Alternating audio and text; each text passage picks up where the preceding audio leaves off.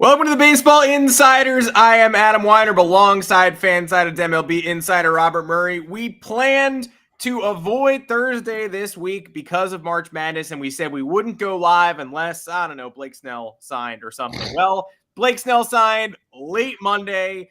Clear the deck. We're going to do a short episode today breaking down exactly how quickly the Giants' interest materialized, how they were able to seal the deal when we weren't even confident enough to name a favorite on Monday. And good job, good effort by the Giants, by Farhan negotiating with Scott Boras over and over again, and by the Astros, I guess, staying out of this one ultimately at the end, though they entertained the idea. Here to help me break it down in a quick additional episode of the Baseball Insiders is Robert Murray. Robert, we got movement.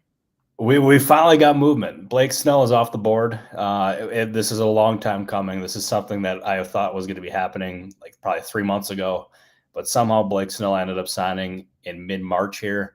He's now with the San Francisco Giants, who now the rotation looks pretty damn good. I know we'll be diving into that here in a little bit.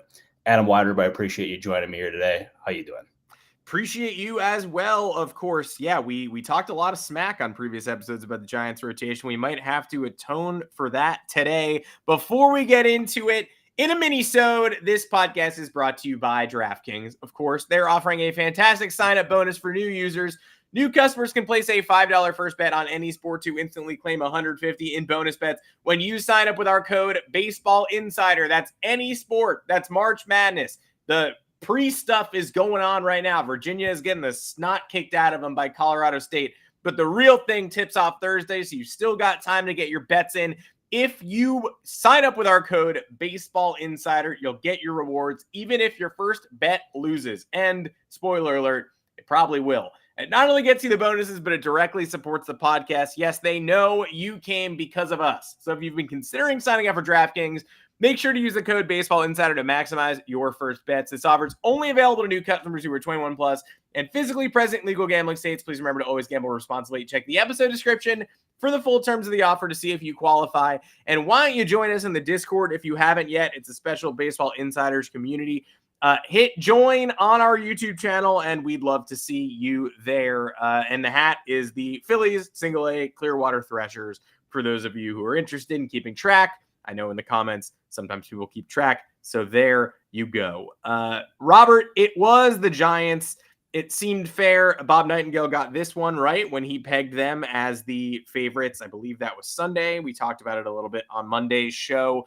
Heyman, I think, even did his catching up on credit, giving Nightingale credit for saying the Giants were the favorites. That was a fun one.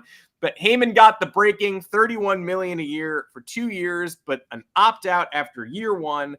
Possibly only 1 year with the San Francisco Giants, but it's better than pitching in a showcase event and not participating in Major League Baseball. Seems like a pretty good fit for all involved, especially after you and I talked about the Giants rotation having 2.5 arms on the last show.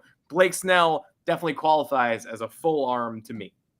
Oh, he absolutely does. And this was the fit that made the most sense all along. And if you would have asked me before the Matt Chapman signing, I would have guessed that Snell was going to end up being a Giant.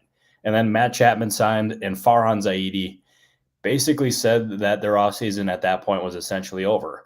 And everyone took it as a sign that the Giants were done, but it turns out that was just a public negotiating tactic, and it ended up working. And they ended up getting Blake Snell on a 2-year, $62 million deal where they can opt out after the first, or where Snell can opt out after the first year. And you got to imagine he'll end up doing that. But looking at it from all sides involved, yeah, for Snell, it reunites him with Bob Melvin, gets him with someone who he's really comfortable with in a division he's clearly comfortable pitching in.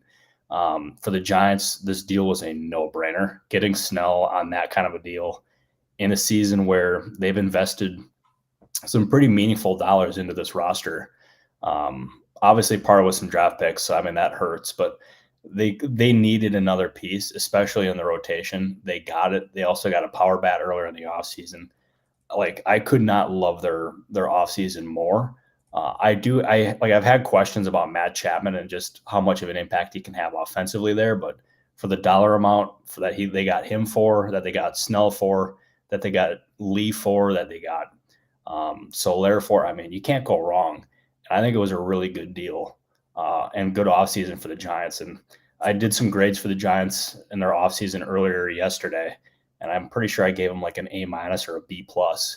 Just a really good offseason. But I will say this deal was a huge whiff for Blake Snell and Scott Boras. There is no sugarcoating that whatsoever. And I cannot recall a time where immediately after a signing, I've had my phone blow up more talking about how much of a whiff it was for the agent and the player. Because Snell in the offseason was seeking 200 plus million. I think that's been reported. And to get 62 million and possibly opt out after the first year, I don't know what the guarantees would look like after if he only played for 1 year there, but that's a huge whiff. And I had one person text me, and I have the text right here saying he cost him over a little $100 million. This is an all-time fuck up. And I bet you I got 10 texts that read similar to that. And they're going to spin it as it's a good opportunity for Snell, that this is a place where he wanted to be. He's reunited with a manager where he wanted to be. And yeah, that is true.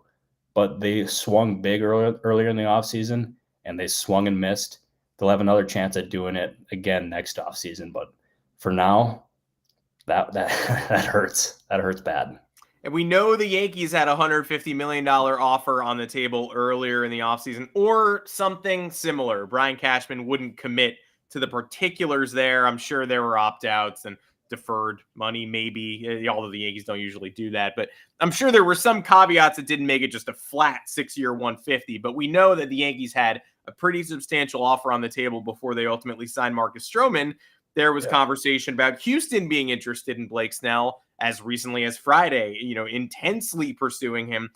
What do you know about the Astros, Yankees, the other teams involved here, and how Houston specifically might potentially pivot? Because I feel like we know the Yankees are just going to, hey, maybe throw a flyer at Michael Lorenzen, but probably they're just going to sort out this fifth starter race between some incumbent guys.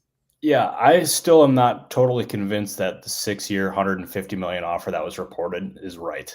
I don't know yet. I'm still trying to figure out exactly what it was. Yeah, but I'm not totally convinced that was accurate.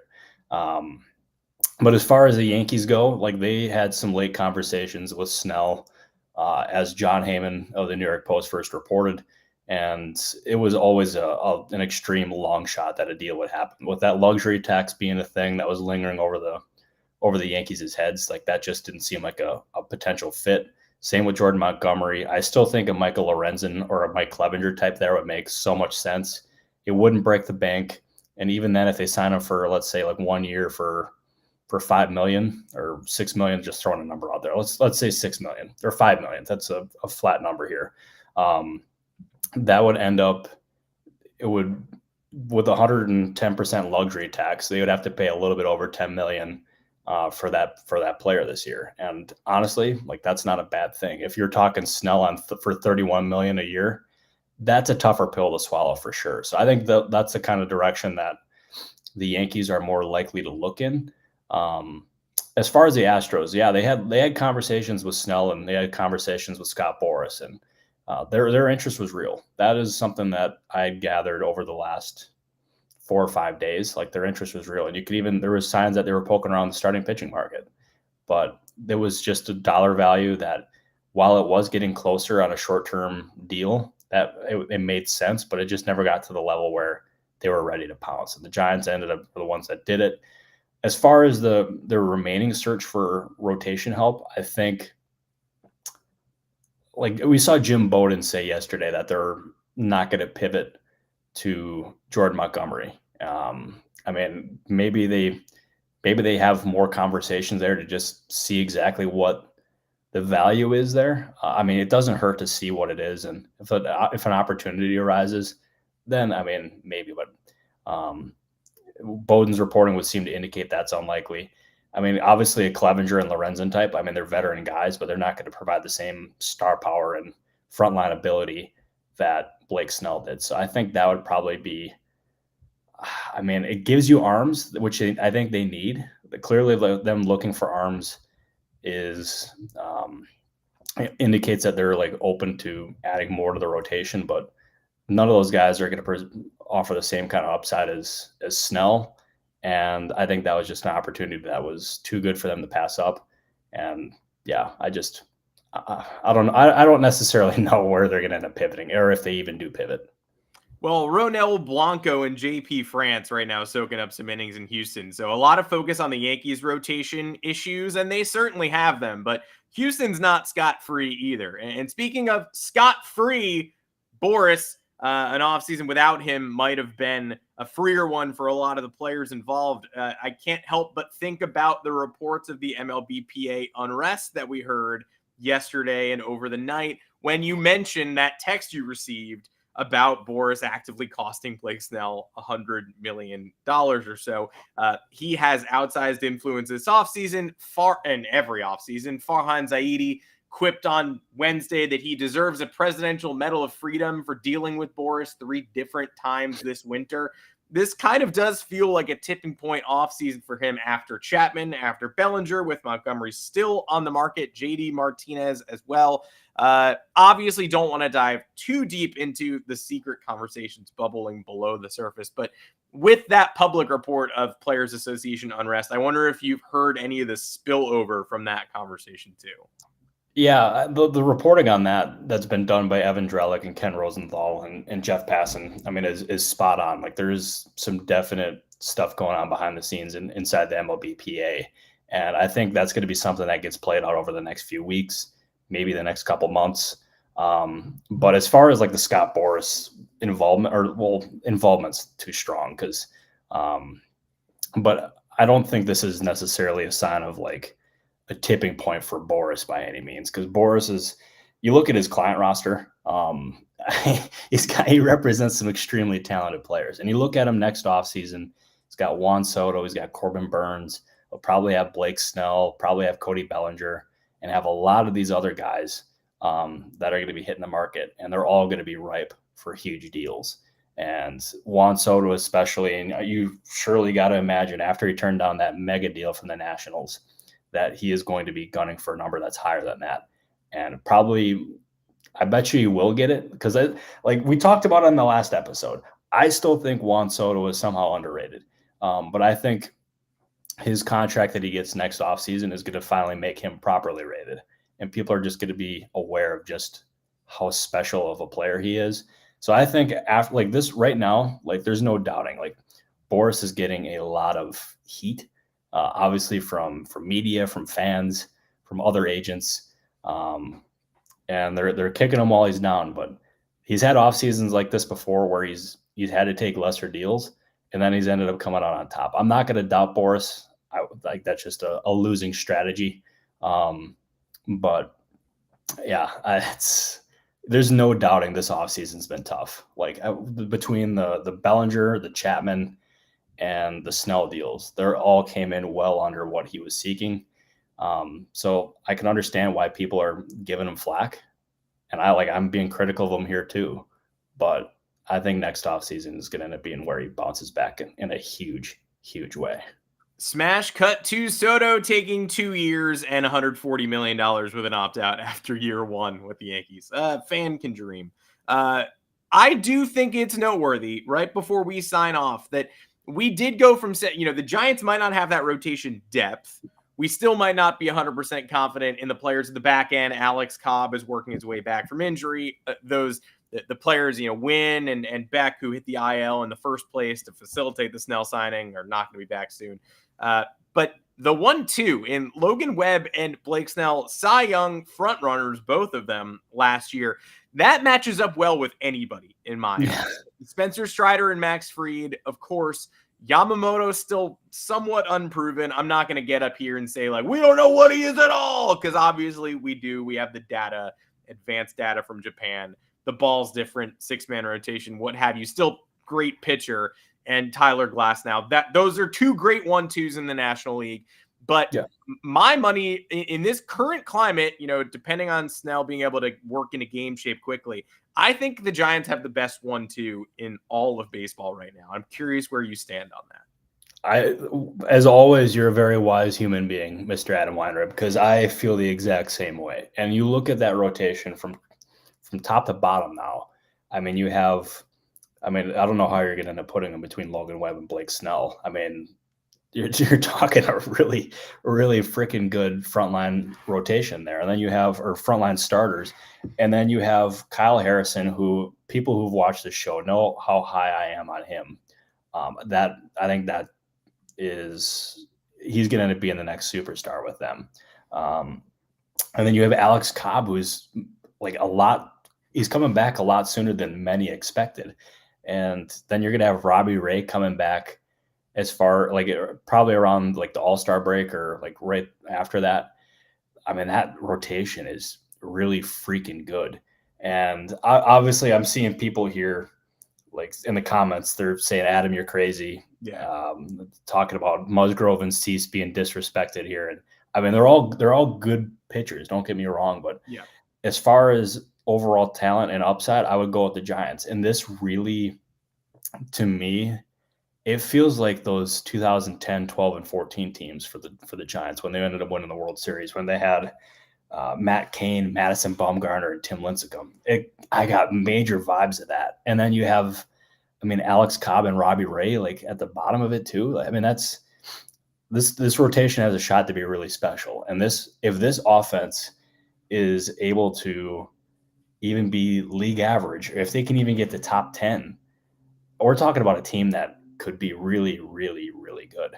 And I'm high on the Giants. This Snell deal just put the cherry on top because it was a move they needed. And yeah, I was Farhan Zaidi needed a big offseason, because if he did not have a big offseason, he was gonna be in trouble with that fan base, because he already was. And he delivered. And I give him a lot of credit. And I'm just really curious to see how this product looks on the field now. 100%, as well as how ready Snell is. I personally am going Giants 1, Dodgers 2, Braves 3, Phillies with Wheeler and Nola 4. Obviously, these are great 1-2s. And maybe Musgrove Cease 5. I mean, none of these are, if you have any of these, your team is probably in pretty good shape. But prisoner of the moment, I like Logan Webb and Snell more. I could be talked into Fried and Strider going 2 for the pedigree, but I'm a believer in Yamamoto. So I'll go Dodgers. And again, this is best case scenario. So you got healthy Glass now in this situation. No blister Fried, right? Peak of their powers. That's how I foresee these guys shaking out. But we'll certainly see soon. And Robert, there was literal baseball today. So we are closer than ever to opening day, because it literally happened. But widespread opening day next week. We're only 8 days away. I'll be on the road, Cincinnati. So no live show next Thursday. I'm going to probably do a hit from the opening day parade in Cincy. So stay tuned for that. I'll do something weird on this channel. I'm going to do something very weird on this channel on Thursday on opening day. But we'll be back here on Monday, 3:30, I believe. So everybody who's got your notifications on and you're used to that cadence, we will see you at the typical time next week. Excited to probably, I would say, do our full awards, standings, preview, all that good stuff. Because ideally, no more rumors. I don't know. Jordan Montgomery's in a tough spot, but we're going to do some fun stuff next Monday. Oh, we're going to do a lot of fun stuff. And I will start doing my prediction, or I'll get my predictions going probably after the show here today, because this is going to end up being, this season's going to be crazy. I have a very strong feeling. I can't wait to see what the Dodgers do. I am genuinely just... Yeah, it's the most fascinating team in baseball history. And there's so much other storylines that just make this season just so fascinating. And can't wait to break it down here with you, good sir. You're the man, as always. And thanks for doing an early show with me. Blake Snell, thank you for finally signing. It took a little bit longer than we all expected, but hey, we did it. We did it. Yeah, Blake, thanks for coming through. Would have loved Monday at 3:30 Eastern, but Monday night works too. We're glad to be able to get on here and talk about it today. Robert Murray, thank you for joining me. Crowd, thank you for being here. Listeners on the audio feed, appreciate you. We'll see everybody right back here with a normal size, maybe a little bit of a megasode on Monday, talking about our season preview. And then again, stay tuned for some weird shit from Cincinnati on Thursday that I will hopefully deliver to everybody. I'm so here for it, dude. You have absolutely no idea. There we go. Hey, Rep the Bay, we appreciate you. We appreciate you. Yeah, we appreciate you all. Yankees stink, I guess. Thank you for saying that. But we'll see how much they stink when the season begins, which is so soon. Until Monday, take care, everybody. Thank you, everybody.